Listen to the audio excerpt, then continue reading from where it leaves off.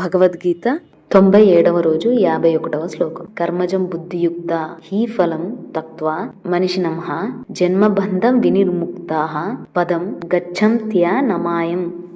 కర్మజం బుద్ధియుక్త he ఫలం తక్త్వా మనిషినః జన్మబంధ వినిర్ముక్తః పదం గచ్చతి అనామయం.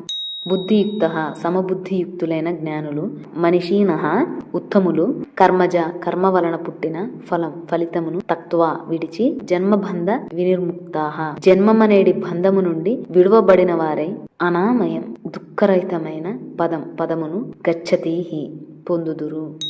ఏలనన సమబుద్ధియుక్తులైన జ్ఞానులు కర్మఫలములను త్యజించి జనన మరణ బంధముల నుండి ముక్తులయ్యెదరు. అంతేగాక వారు నిర్వికారమైన మోక్ష పదమును పొందుదురు.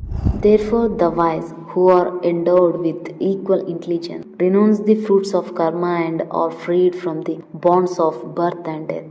Moreover, they attain the incorruptible word of salvation.